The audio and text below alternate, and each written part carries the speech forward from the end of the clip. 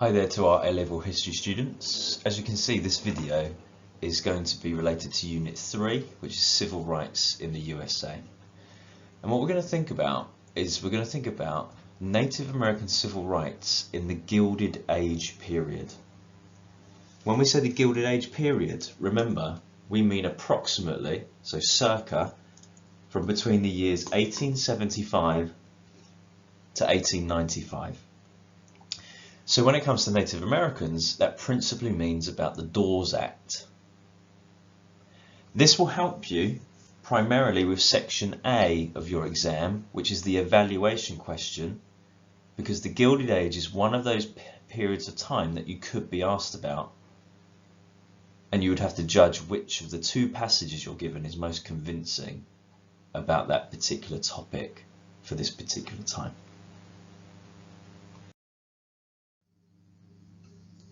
Before we get to the Gilded Age though, let's remind ourselves about Native Americans and their position by the 1860s, the start of your course. The Native Americans were not a homogeneous group. They were not one people group.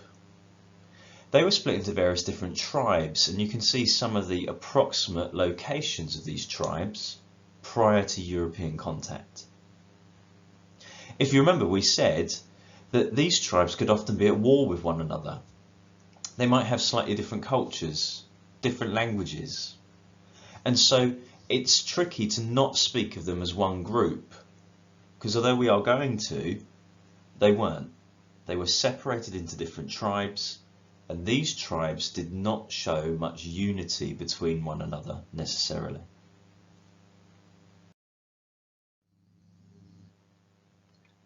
By the time our course starts in 1865, European settlers have settled the east coast of America up until the Appalachian Mountains, and they've also started to settle the west coast of America, but they have left the Great Plains of America largely unsettled.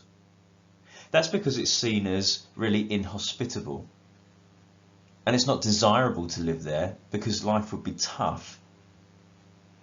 So the Great Plains, and more particularly the Native Americans who live on the Great Plains, known as the Plains Indians, have been left relatively untouched despite European settlement to North America.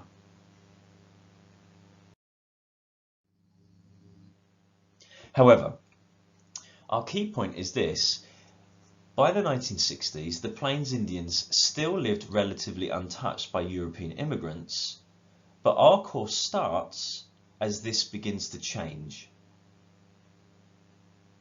These Plains Indians lived very different lives to European settlers in terms of their culture, values and practices. They were nomadic, having no fixed abode. They worshipped nature, which they referred to as the Great Spirit, who they believed had bequeathed the land to them to look after. They had their own languages, had their own culture and ceremonies. They had their own tribal laws and tribal governments that were run by tribal chiefs. They believed in polygamy, and so male braves would have several wives. And they followed buffalo herds, hence they were nomadic, and they relied on the buffalo for almost every aspect of their life. Braves, male Plains Indians, demonstrated their skill in hunting in this area. The Plains, as we said, were considered incapable of sustaining life, so these Indians were initially left alone, but soon this was all under threat.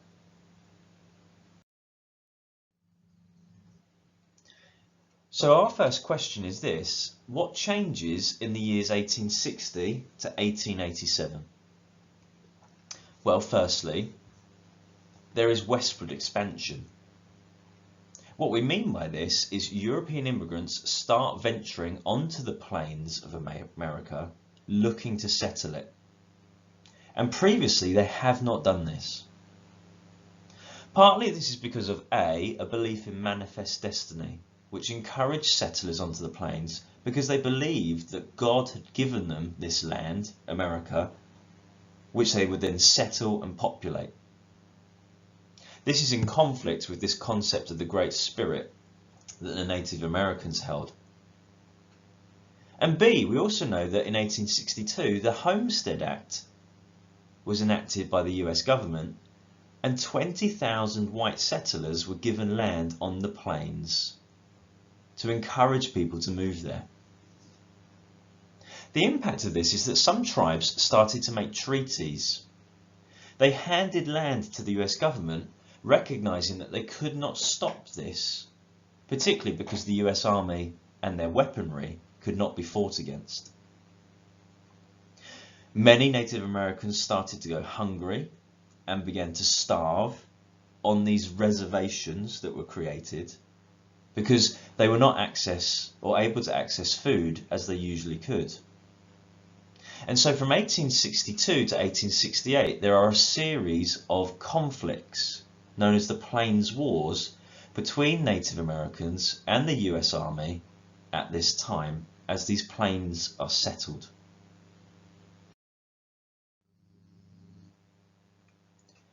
The second big thing that impacts the years 1860 to 87 is the railways.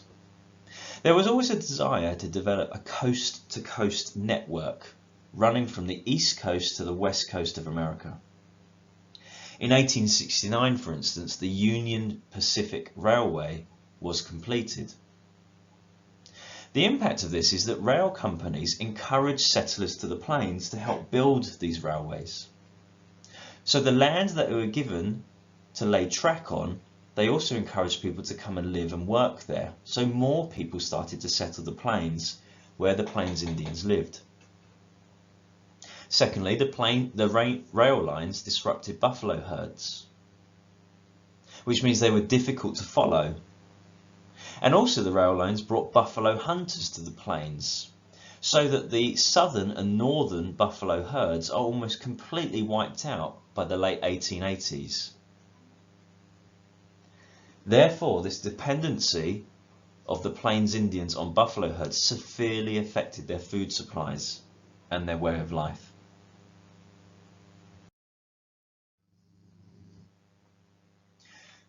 Two significant violent skirmishes that are worth remembering happened in 1864 and in 1890.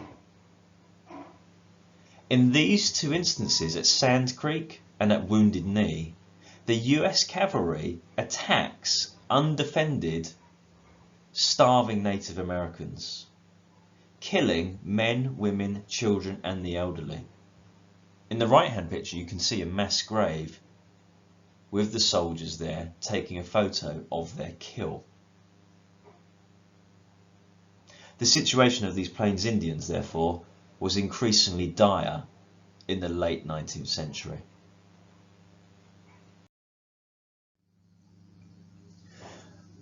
What do the actions of the US government tell us? Well, the key point here is that assimilation was the aim, but the methodology to achieve this does change. The first attempt at assimilation is seen in Reservation Policy from 1871. Here, the US government has already started this process with the signing of treaties in the 1850s, as mentioned before. These reservations, though, from 1871 were made without consultation.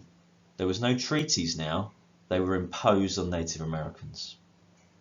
And on these reservations, polygamy was banned, herbal remedies were banned, tribal laws were abolished, communal living was ended, and the powers of the tribal chief were also removed.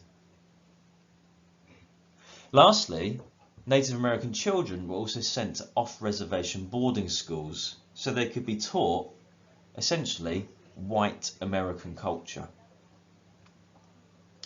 However, reservation policies does not achieve assimilation because on these reservations Native Americans could flout these laws and they could still live as a community. Therefore, there is a change of policy in 1887. In 1887, the Dawes Severability Act is enacted by the US government. This still wants to achieve assimilation, but the methodology is changing. Here's a drawing of what the Dawes Act looks like. Reservations in random US states where Native American tribes could live were now to be broken up into smaller allotments. Therefore, this is known as Allotment Policy. Take a moment just to kind of appreciate how these allotments were decided. Pause the video if you need to.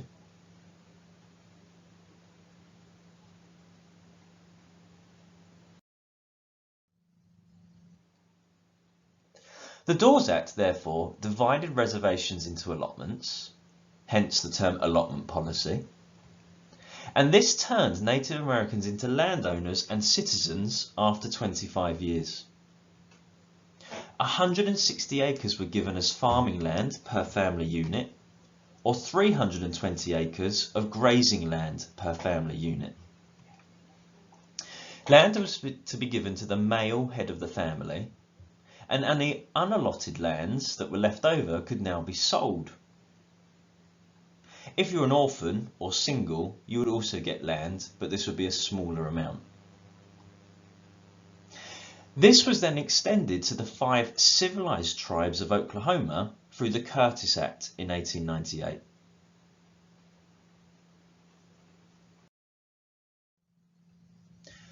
One of the key impacts of this act is that now Native American lands are going to be gobbled up by white settlers. Let's talk about the impact of the Dawes Act in more detail.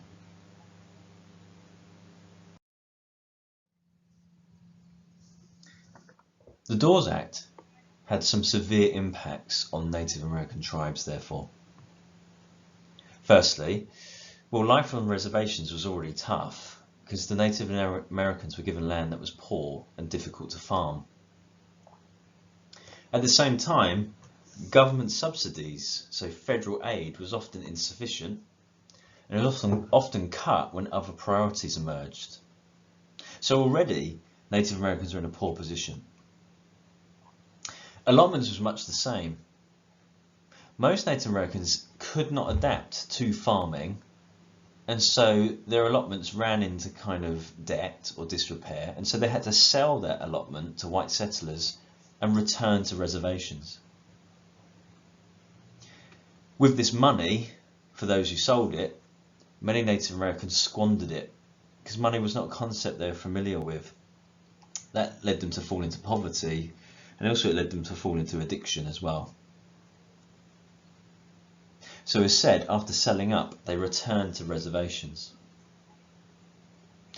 This was a problem though, because reservations are also much smaller, because land has been allotted to individual families. At the same time, some Native American tribes were matriarchal, so the female was the head of the family. This is true of the Iroquois and the Cheyenne. And so women in those tribes lost their status as their allotments were given to the male head of the family.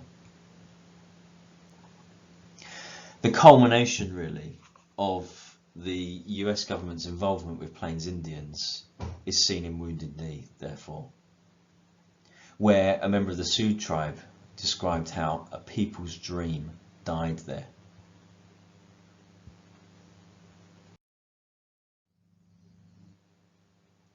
There was a huge loss of land due to the Dawes Act as well.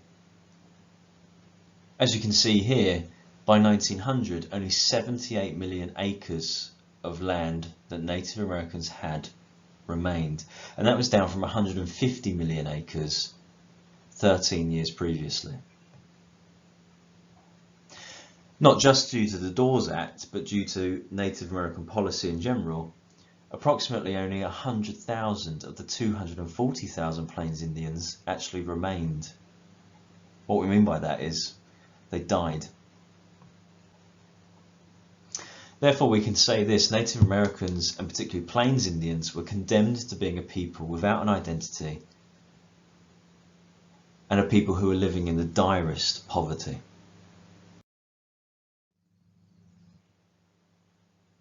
Take a moment to just read Harold Evans' comments on the Dawes Act from his book The American Century, produced in 1998.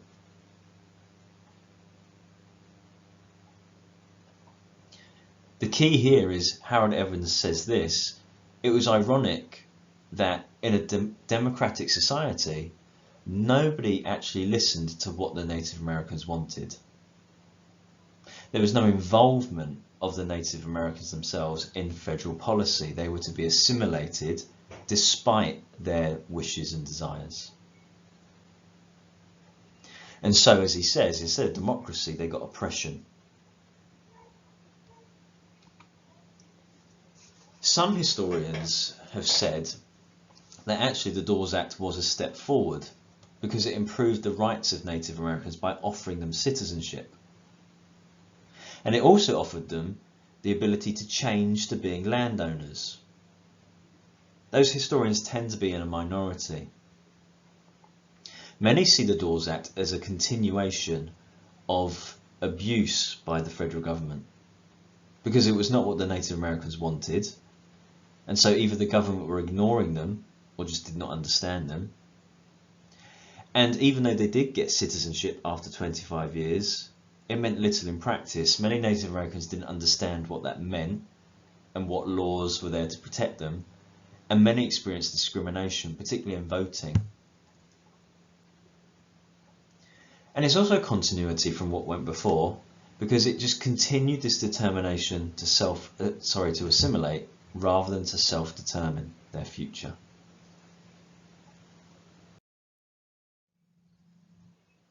What was the response of Native Americans? Well, the key point here is there was a lack of unity, leadership and resistance from Native Americans. Native Americans, as we said at the start, are tribal in their structure. So they often fought amongst themselves, literally. There was no common language and to an extent no common culture, although there was a generic Native American culture that had links. And therefore, a lack of unity was the byproduct of this. Native Americans were not able to resist easily because they were not a united group. Therefore, there was a lack of strong leadership as well.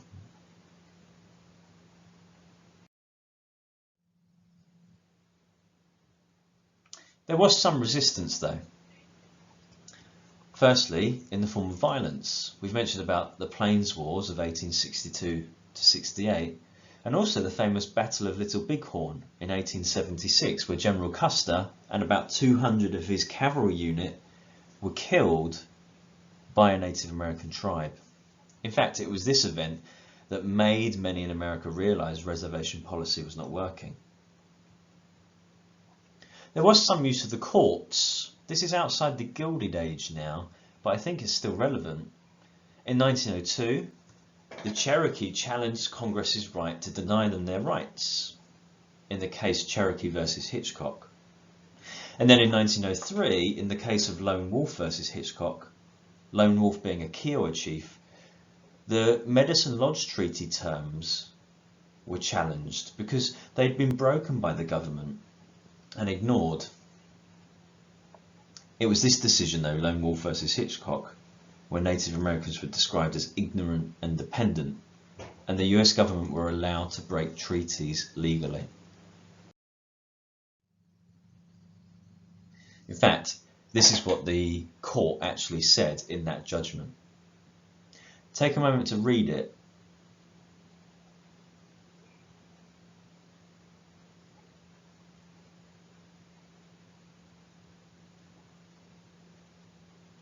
The legal argument here was that the Native Americans were so dependent they could not be trusted to look after themselves. And so the federal government had the power to break treaties because they knew what was best for Native Americans rather than Native Americans themselves. This gives you a really clear indication to the attitudes towards Native Americans at the time, particularly of the Supreme Court.